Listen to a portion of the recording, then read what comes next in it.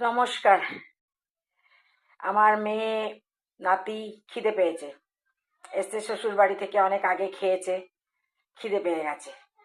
এসে থেকেই শুরু করেছে, এখন একটু আগে থেকেই খিদে পেয়েছে খিদে পেয়েছে, মা কিছু খাবো কিছু খাবো, মিষ্টি কিছু খাবো। আমাকে বলে গেছিল আমার নাতি আমার জন্য নাড়ু বানিয়ে রাখবে, তো সেই নাড়ু বানিয়ে রাখিনি, তার রাগ। মেয়েও পিঠা বানায়নি কেন, তাহলে ঠিক আছে চল, আমি তোদেরকে এক ধরনের গুড় রুটি বানিয়ে খাবো। তো আমি এর মধ্যে সমপরিমাণ চালের গুঁড়ো, সমপরিমাণ আটা নিয়েছি। আর এখানে আমি নলেন গুড়টাকে একটু কুসুম গরম করে নিচ্ছি। আর আমি এতটা কাজু আর আমন্ড, কাজু আর বাদাম আমি গুঁড়ো করে নিয়েছি। এটা আমি এটার সাথে মিশিয়ে দেবো।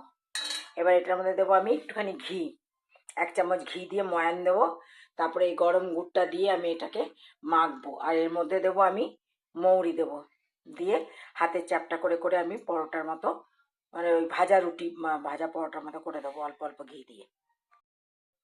এই দেখুন আমার আটা চালের গুঁড়োটা আমার মাখা হয়ে গেছে, তার সাথে আমি কাজু আর বাদাম পাউডার করে দিয়েছি। এবার হাতে এটাকে এরকম করে টিপে টিপে, বা আপনারা এর মধ্যেও দিতে পারেন, চাকির মধ্যেও দিয়ে টিপে টিপে টিপে টিপে, এটা এটা কিন্তু নর্মাল পরোটা বা নর্মাল রুটির মতো হবে না, এটা ফাটা ফাটা হবে। এটার মধ্যে যদি একটু তিল দেওয়া যায় আরও ভালো লাগে খেতে। ঘরে ধরুন আপনার মিষ্টি খেতে ইচ্ছে করছে, নারকেল নাই, কিন্তু নলেন গুড় এখন তো সবার ঘরেই থাকবে নলেন গুড়টা। এটা আমি এই চামচটার 1 চামচ ভরে ভরে ঘি দিয়েছিলাম ময়ানে। আর গুড়টা তো দেখেইছেন আপনারা, আমি গরম করে নিয়েছি নলেন গুড়টা, এই যে। ঠিক আছে, এবারে এটাকে আমি তাওয়ায় দিয়ে দিয়ে এটাকে আমি দিয়ে দিয়ে ভাজবো। অল্প অল্প আমি ঘি লাগিয়েছি, অল্প অল্প করে ঘি লাগাতে হবে। অল্প অল্প করে ঘি লাগিয়ে এটাকে একটু মিডিয়াম আছে, একদম ফুল আছে দিলে কাঁচা কাঁচা থেকে যাবে। আর আমি গুড়টা এই জন্যই গরম করে দিয়েছি, কারণ কি চাল গুঁড়ো দিয়েছি, চাল গুঁড়ো সবসময় গরম জলে মাখতে হয়, তো যার জন্য চাল গুঁড়ো দেওয়ার জন্য আমি গুড়টাকে গরম করে দিয়েছিলাম। এবার এটা খেতে খুব স্বাদ হবে। এটার মধ্যে একটু তিল দিলে বা শুকনো নারকেল থাকলে সেটাও দেওয়া যায়। তো হঠাৎ করে কারো কিছু মিষ্টি পিঠের মতো কিছু খেতে ইচ্ছা করলো, তো এটা বানিয়ে খাইলে খুব ভালো লাগে। তিল পাওয়া গেছে আজকাল, আসলে আমার ঘরে মানে জিনিসপত্র কৌটোয় ভরা টরা সাজিয়ে রাখা সব মেয়ে করে, তো ওই জন্য আমি ঠিকমতো জানি না কোথায় কি থাকে না থাকে, মেয়েই খুঁজে পেতে বার করলো আলমারি থেকে। তো তিল দিয়ে দিয়েছি।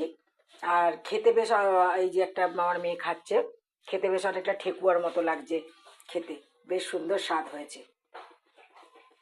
আর একটা ভাজা হয়েছে, মানে আমি একটুখানি মুখে দিয়ে দেখলাম, দারুণ ভাজা হচ্ছে। আমি বেলা শুরু করলাম এই কারণেই যে একটু পাতলা করে বেলছি, এই মোটা করে করলে অনেকক্ষণ মানে দাঁড়িয়ে দাঁড়িয়ে মিডিয়াম আঁচে দাঁড়িয়ে দাঁড়িয়ে ভাজতে হচ্ছে, এত আমার এখন ভাজার ধৈর্য নাই। আসলে আমার নাতি দাদু বাড়ি যাওয়ার আগে, ঠাম্মি বাড়ি যাওয়ার আগে আমাকে বলে গেছিলো আমার জন্য নাড়ু বানিয়ে রাখবে, আর মেয়ে বলেছিল মুগের পুলি বানিয়ে রাখবে, সেটা তো বানিয়ে রাখিনি। তাই তাদের রাগ এসে থেকেই একটু আগেই 3টে বেজে চার শুরু করেছে, খিদে পেয়েছে খিদে পেয়েছে, দিদা খিদে পেয়েছে, দিদা তুমি নাড়ু বানাওনি। তাহলে এইসব মিষ্টি পরোটাও খেতে খুব ভালোবাসে, তাই বললাম তারা আমার তাড়াতাড়ি কি বানাই এটাই বানিয়ে দিই। দুটো ওদের খাওয়া খাওয়া চলছে, আরও দুটো হয়েছে, এখানে একটা হচ্ছে। আচ্ছা, একটু ফেটে ফেটে যাচ্ছে এই কারণে, যদি শুধু এটা আটা দিয়ে করতেন তাহলে কিন্তু ফাটতো না। চালগুড়ি মাখা হয়েছে ওই জন্য ফাটছে। আর চালগুড়ি রুটি করলে কিন্তু খুব পাতলা রুটি করতে হয়, সেটা কিন্তু কাই তুলতে হয়, পিঠের মতো কাই তুলে নিতে হয়। এটা তো আর আমি কাই তুলিনি, আমি গরম গুড় দিয়ে মেখে নিয়েছি, তাই ফেটে ফেটে যাচ্ছে, কিন্তু দুর্দান্ত খেতে হয়েছে। এই যে আমার এতগুলো হয়ে গেছে, 2-3টে খাওয়া হয়ে গেছে, লাস্ট চলছে।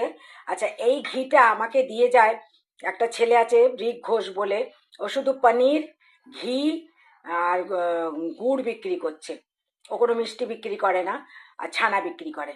ছেলেটা দারুণ দেশি ঘি, যা সুন্দর গন্ধ বেরোচ্ছে, যা সুন্দর স্বাদ। যদি এখানকার কেউ নিতে চায় বা নিতে চান আমাকে বলতে পারেন, আমি আমি তার নাম্বারটা দিয়ে দেবো, তাকে ফোন করে আপনারা এই ঘিটা সংগ্রহ করতে পারেন।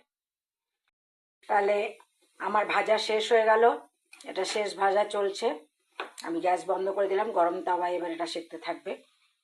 আপনাদেরকে আমি সব বলে দিলাম রেসিপি। এখন উদ্ভট উদ্ভট খাবার রেসিপি পেতে হলে হঠাৎ হঠাৎ করে আমার মাইন্ডে আসে এগুলো। পেতে হলে আমার চ্যানেলটাকে অবশ্যই সাবস্ক্রাইব করতে হবে, লাইক শেয়ার করুন অবশ্যই, আর কমেন্টস করে আমাকে জানান যে কেমন লাগছে আমার এই রান্নাগুলো, বা আপনারা বানিয়ে খাচ্ছেন কিনা সেটাও তো আমাকে জানতে হবে। আসি তাহলে, নমস্কার।